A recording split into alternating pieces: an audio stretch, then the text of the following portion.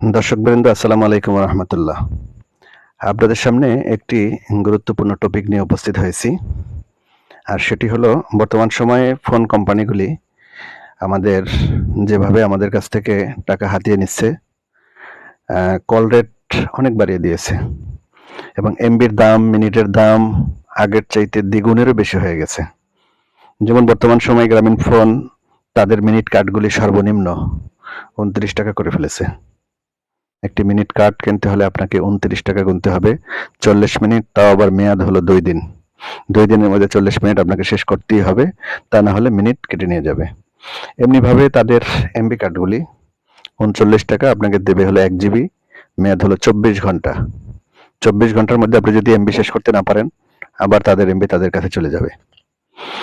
এমনিভাবে সব কোম্পানিগুলি তাদের মেয়াদ কমিয়ে দিয়ে পাবলিকের উপরে বাড়তি একটা চাপ দিয়ে দিয়েছে।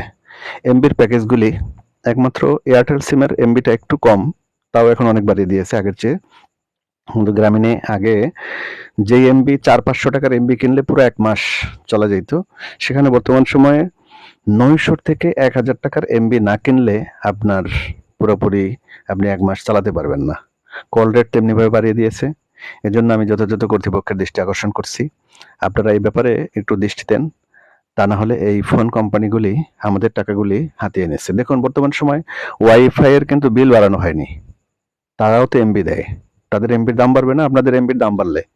কিন্তু এই গ্রামীণ ফোনগুলি দেখেন, 3 জিবি এমবি মাত্র 3 দিন 98 টাকা।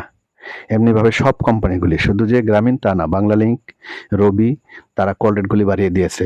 এজন্য যথাযথ কর্তৃপক্ষের দৃষ্টি আকর্ষণ করছি, আপনারা এ ব্যাপারে একটু নজর দিন। আমরা যারা সাধারণ পাবলিক আছি, আমাদের দিকে একটু সুনজর দেন, যাতে করে আমাদের টাকাগুলো এভাবে নিয়ে যেতে না পারে।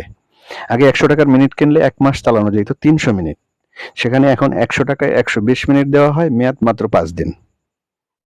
এজন্য কল রেটগুলি অনেক বাড়িয়ে দিয়েছে। আপনারা সকলে একটু সুদৃষ্টি দিবেন, আর আমার ভিডিওগুলি যারা দেখবেন সকলে শেয়ার করে সবাইকে দেখার ব্যবস্থা করে দিবেন, যাতে করে আমার ভিডিওটি সকলের কাছে যায় এবং এ ব্যাপারে কর্তৃপক্ষ যথাযথ ব্যবস্থা নেয়।